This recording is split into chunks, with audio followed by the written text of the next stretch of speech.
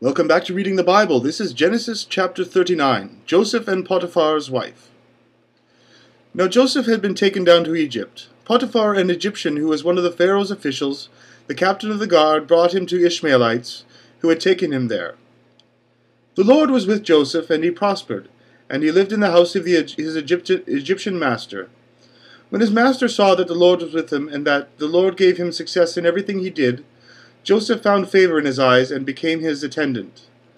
Potiphar put him in charge of his household, and he entrusted him to take his care everything he owned. From the time he put him in charge of the household and all that he owned, the Lord blessed the household of the Egyptian because of Joseph. The blessing of the Lord was on everything Potiphar had, both in the house and in the field. So he left in Joseph's care everything he had, with Joseph in charge. He did not concern himself with anything except the food he ate. Now Joseph was well built and handsome, and after a while his master's wife took notice of Joseph and said, "Come to bed with me." But he refused.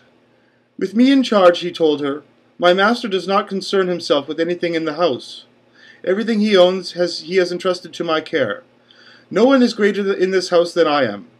My master has withheld nothing from me except you, because you are his wife.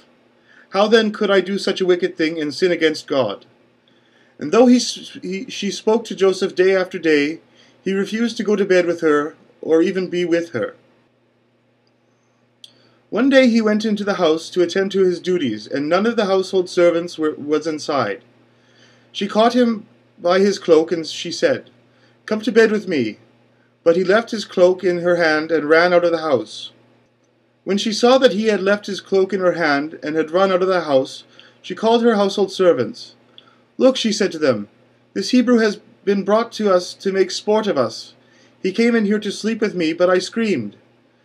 When he heard me scream for help, he left his cloak beside me and ran out of the house." She kept his cloak beside her until his master came home.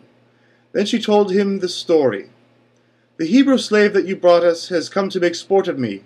But as soon as I screamed for help, he left his cloak beside me and ran out of the house."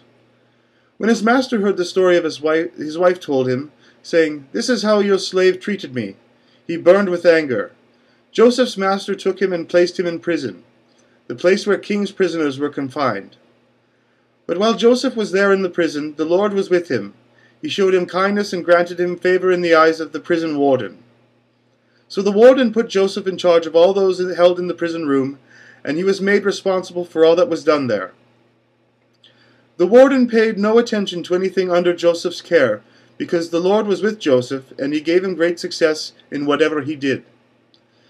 Coming up next is Genesis chapter 40. Stay tuned.